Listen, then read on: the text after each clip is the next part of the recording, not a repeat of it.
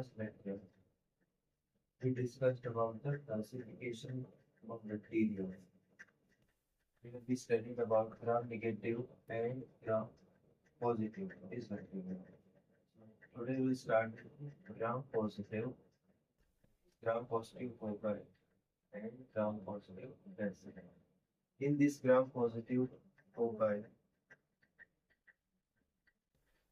staph and micrococcus here, Streptococcus and Enterococcus.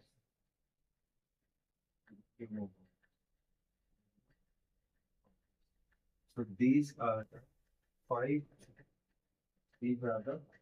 five bacteria which comes under GPC, gram-positive foci. First, we'll discuss what is the meaning of this line. What is drawn in between these two and these three. So this line is nothing but the cat. That is your catalyst. It means with the help of this cat test, we can draw a line between staph, micro, and these three. So catalyst test is a diagnostic test. It has diagnostic value. Catalyst test has diagnostic value. So these two, they are positive for the catalyst test, and these three, these are negative for the catalyst test. Then we'll move further. Another that is Coagulase test. Out of these five, this Coagulase test will divide them. We'll separate this staph from the rest all. So we can write Coagulase positive staph, pathogenic staph, and remaining or GPC. This micro and this three. All the remaining GPC, these are Coagulase negative, and this step, it is pathogenic positive. So we use to test catalyst and Coagulase. First we divided these 2 and 3, and now with the help of this Coagulase test, only step and the remaining all are Coagulase. So at this point of time, we can draw some common conclusions that are applicable to all gram-positive foci with some exception. For example, all gram-positive foci are Coagulase negative. All are Coagulase negative, except this circulation. The exception is that pathogenic staph. That is your COE. Remaining all GPC are Coagulase negative. Then all GPC are recitration resistant except micrococcus, and this is susceptible. Again, now all GPC are pure chlorine sensitive except micrococcus, which is resistant. All GPC are fermentative. They are fermentative on OF glucose test. Means on carbohydrate. These all GPC they got fermentation except micrococcus, which is oxidation.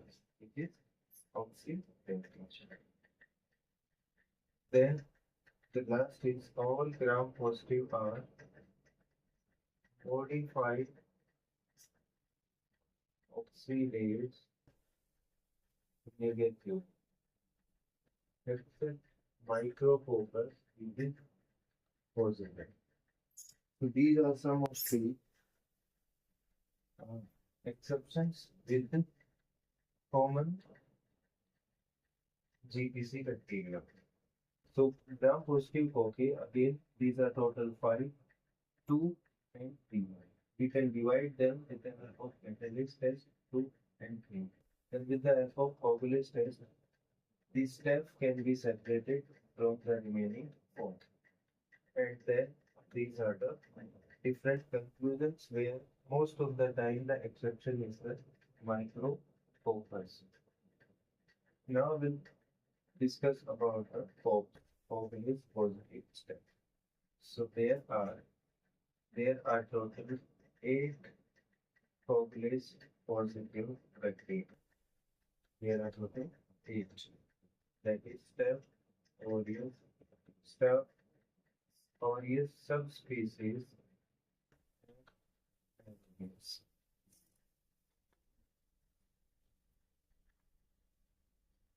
So these are the 8 coagulase positive pathogenic streptococcus.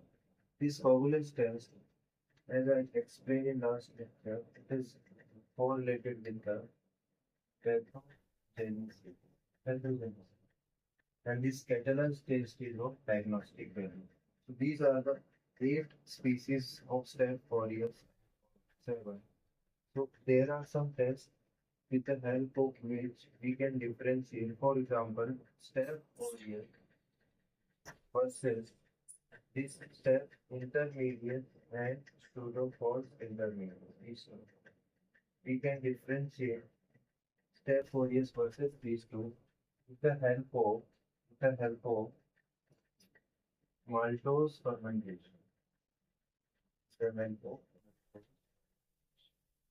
So here we have purple agar with 1% maltose plus indicator.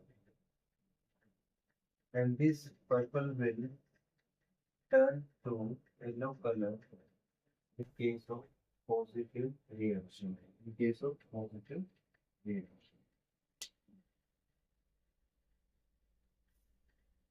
So in this way, with help of this maltose fermentation, the color changes to yellow. It means this is the Staph aureus for maltose fermentation.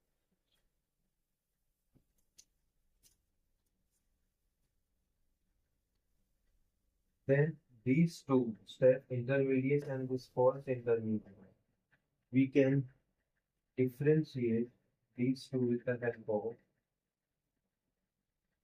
mannitol fermentation. These two with the help of mannitol fermentation. With the help of mannitol fermentation under anaerobic condition. Anaerobic condition. So these two can be differentiated with mannitol fermentation, in which intermediates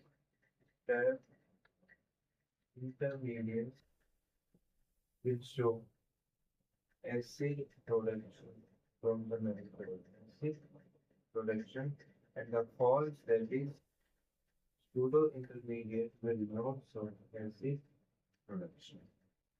So these two can be differentiated with the help of mannitol fermentation. Staph aureus with these two with the help of maltose fermentation.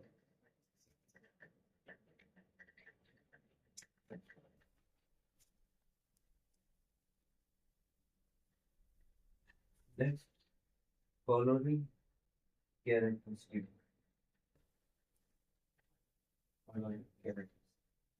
We'll discuss in two portions. One, non-selective media, and number two is selective media. Non-selective media means nutrient agar.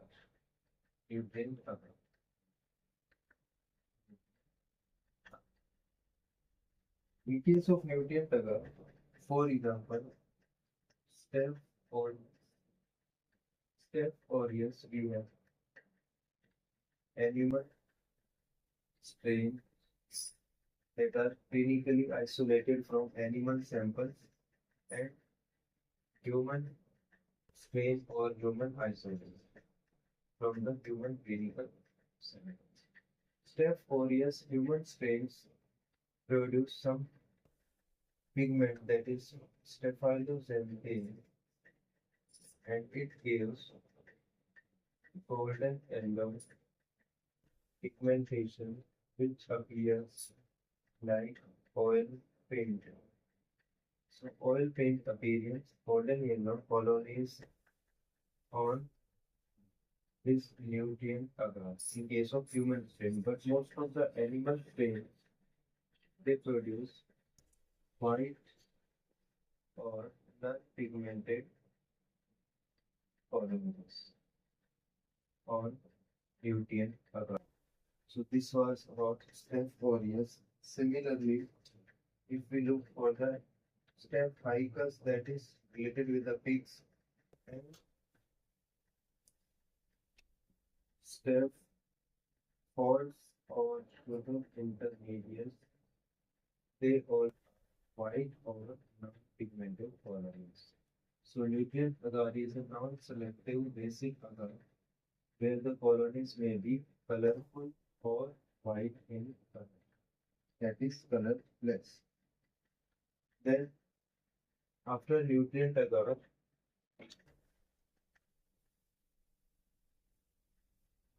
number 2, blood agar, that is nutrient agar plus sheep blood is added. Mostly ruminant blood is added, sheep blood. So on this blood agar, we'll study hemolysis in single or double zone or target hemolysis.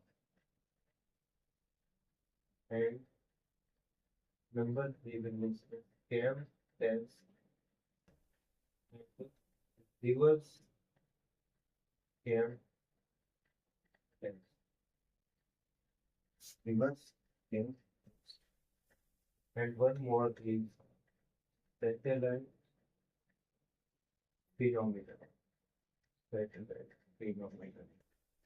So these 1, 2, 3, 4. These 4 features will discuss in the help of blood agar.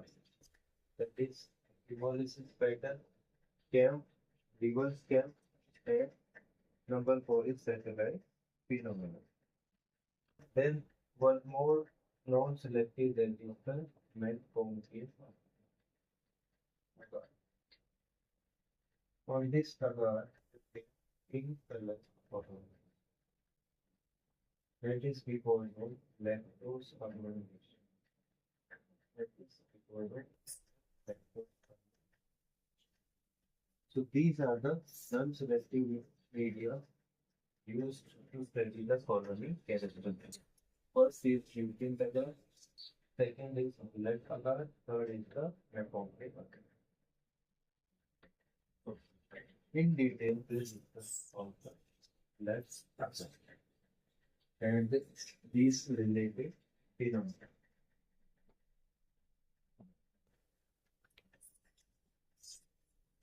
First, Staph aureus. Staph aureus produces 4 toxins: alpha, beta, gamma, and delta.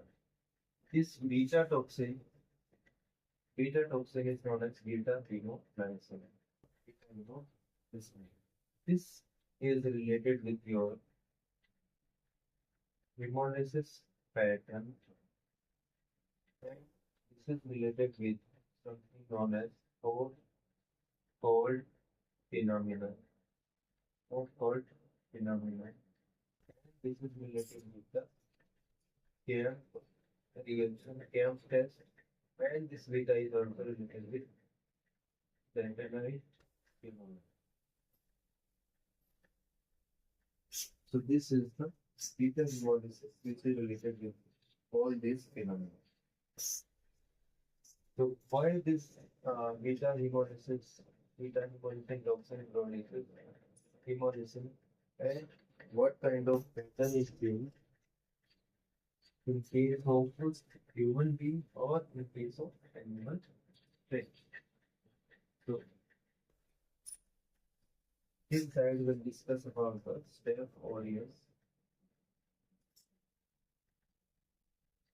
animal strains or animal isolates, and human isolates.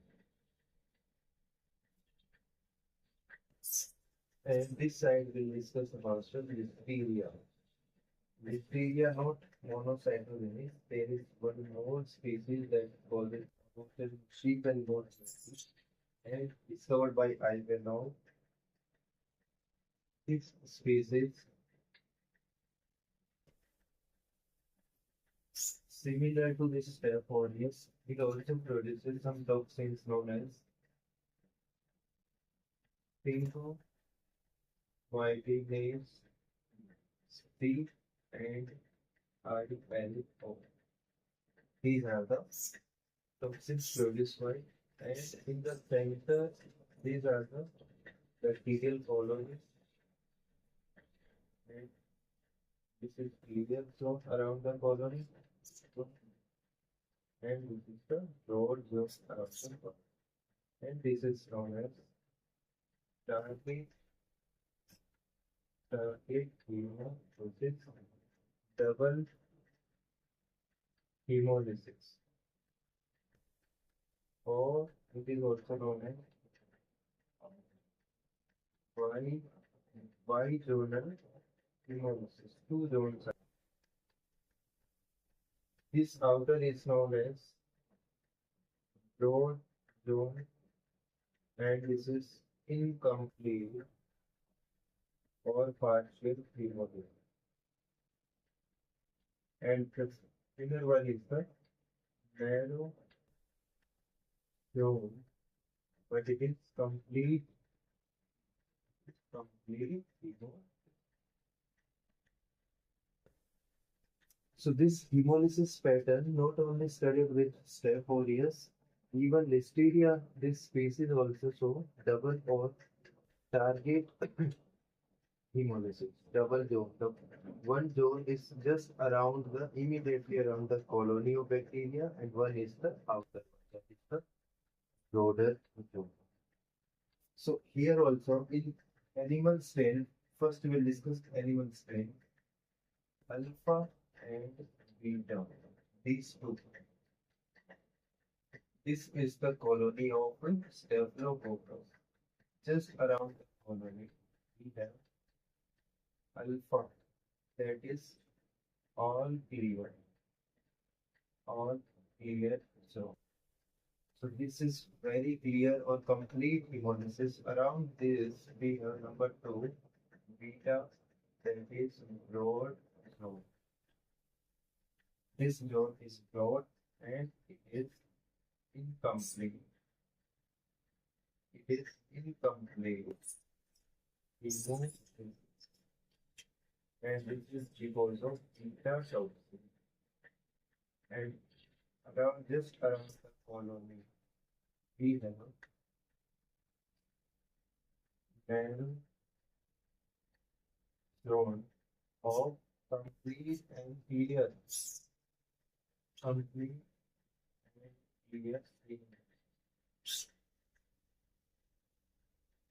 This is the situation. Double zone target safe hemolysis pattern seen in the animal strain of Staph aureus. But in case of human being, this is the Staph colony, and around this will get only one clear zone. So we call it single zone hemolysis. Single zone hemolysis.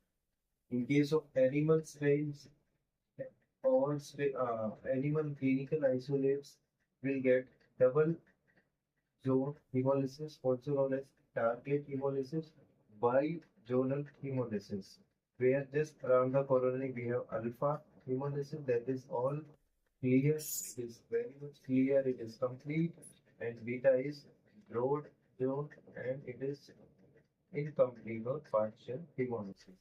So this animal strain hemolysis pattern of Staph aureus is very much similar to the Listeria albino species hemolysis pattern, where the sphingomyelinaceae, this beta toxin is also a kind of sphingomyelinase type C, which act on the RBC of sheep because sheep's RBC membranes, they are loaded with one molecule known as sphingomyelin. They use sheep RBC. So this is the hemolytic pattern seen in animal isolate, human, and also seen with the one Listeria species.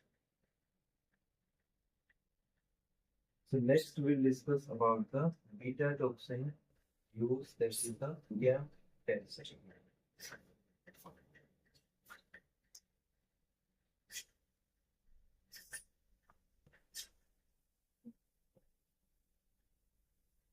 Staph aureus alpha, beta, gamma, and delta. This beta hemolysis is also a hot cold phenomenon.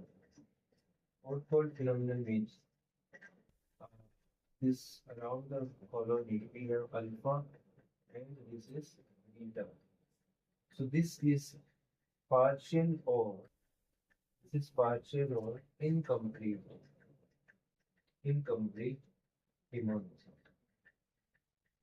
This partial incomplete at 37 degrees. Once you decrease the temperature to 4 degrees centigrade, it becomes complete hemolysis.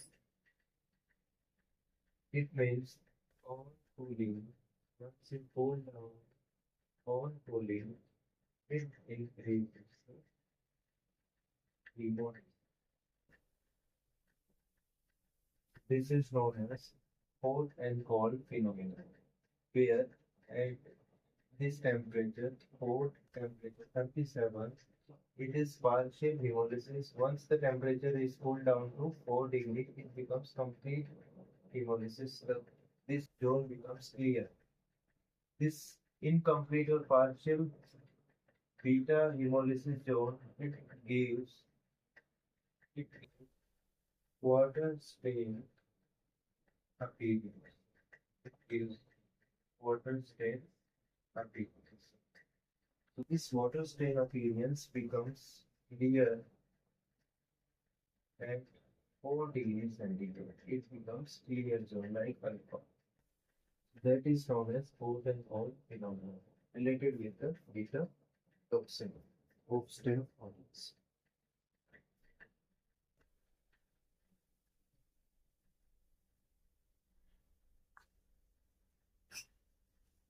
Next, this beta toxin is basis for the chemistry test.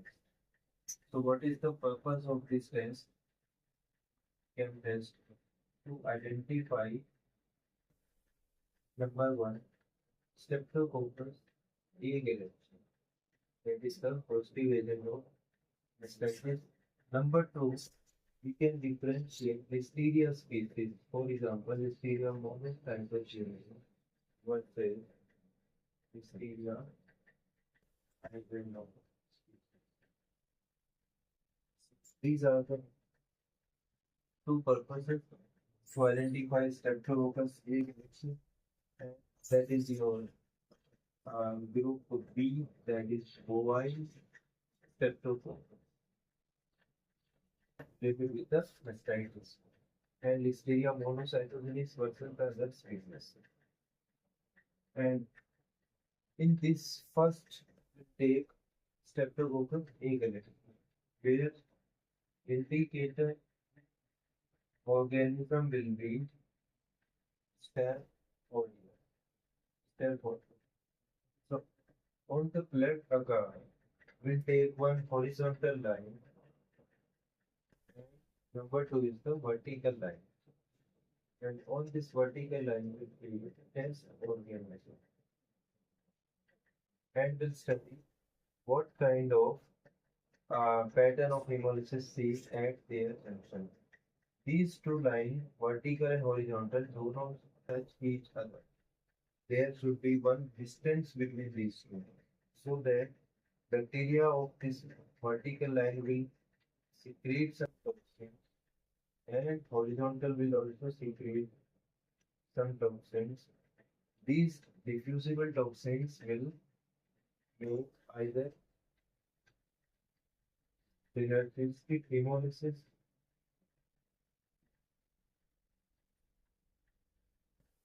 or may cause inhibition of the hemolysis. There is no hemolysis. So these two patterns will study either at their junction there is enhancement of hemolysis or inhibition of the hemolysis. So one vertical line, one horizontal, and there is gap between these two. So we should not place these lines by just touching each other.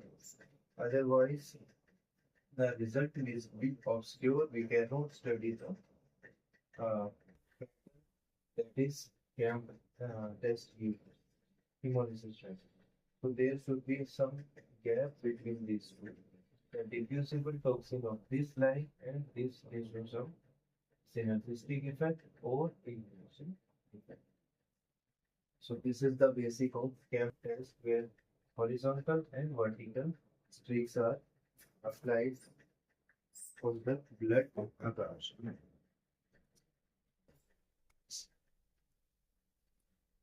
Suppose this is the blood agar and this is horizontal line and vertical and the gap between the two. So first we'll write vertical, then each bacteria is present as horizontal line and what is the camp test result at their junction. So number one, at vertical, this vertical line will give Streptococcus agalactus. That is the positive agent of mastitis, and at horizontal, Staph aureus. Staph aureus. The camp test in this case gives the result of arrow and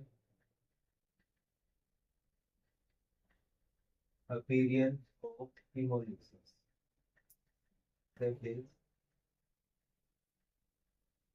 this is the trap arrow.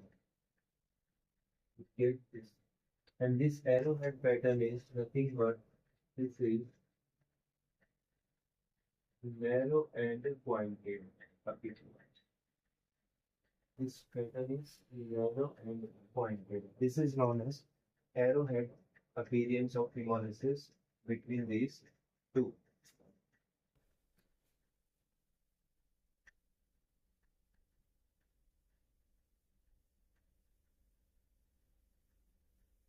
Number two, Rhodococcus equi versus Staph aureus. This will give you proven straight appearance. That is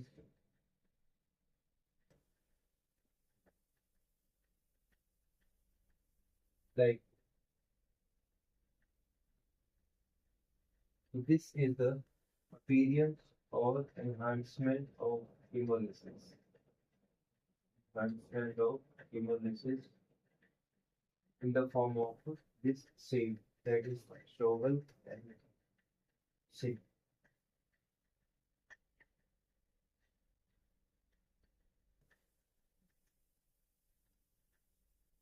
Number three, we can differentiate Listeria species.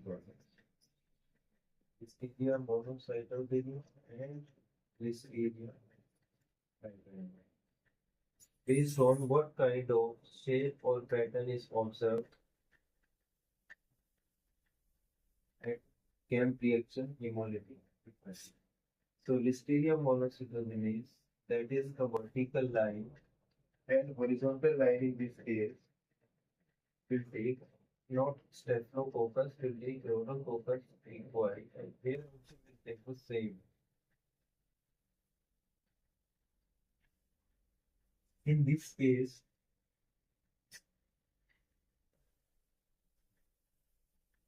same will get solved or same circular shape hemolysis. And in this case, we'll get circular or bracket shaped hemolysis.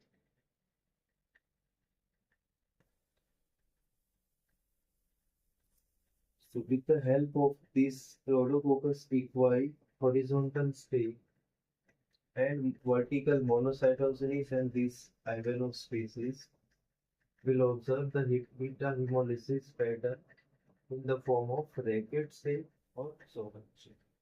So in this way we can differentiate the two species, and here with the help of this Staph aureus we can study multi pattern of Streptococcus A. vilexi and R. equi. Then number 5, that is reverse camp test. Reverse camp test means Corynebacterium, pseudotuberculosis plus horizontal line of Staph aureus. In this case, you will find inhibition of hemolysis. Inhibition. There is no hemolysis. And there, so in this case, Staph aureus is horizontal and vertical. Pseudotuberculosis. That is the reverse camp where no hemolysis, that is inhibition. So with this camp test, you can differentiate the two species of Listeria. With this tool, you can identify the group B, Streptococcus, where you will find arrowhead hemolysis. In this case, the hemolysis is semicircular, oval shape, and in case of Listeria, that is the on horizontal, you will find circular or racket, that is the racket shape hemolytic pattern. At the end, we'll discuss the satellite phenomena.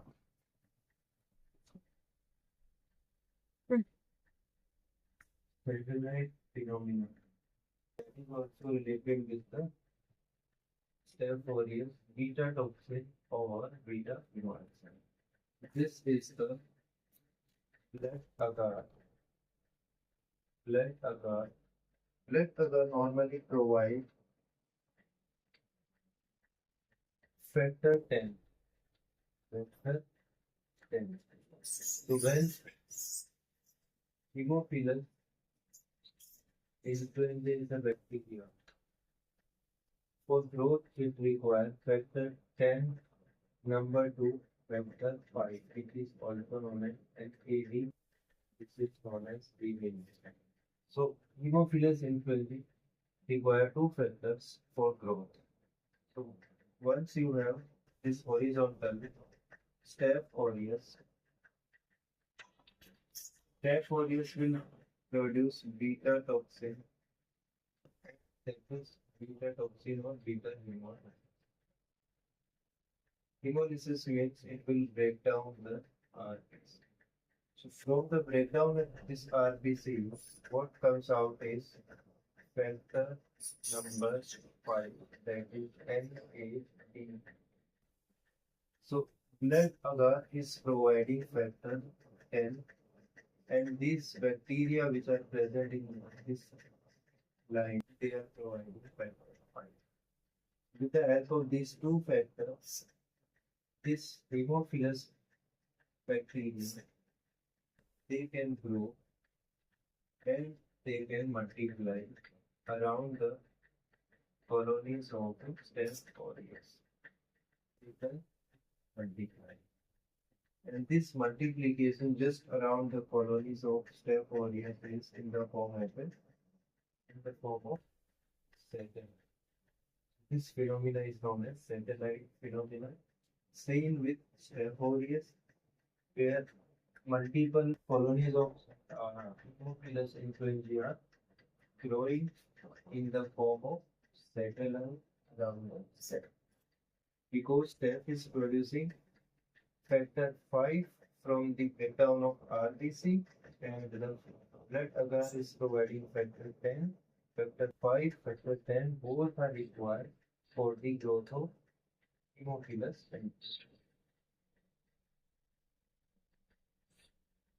So these are the important points related with beta toxin or beta hemophilus.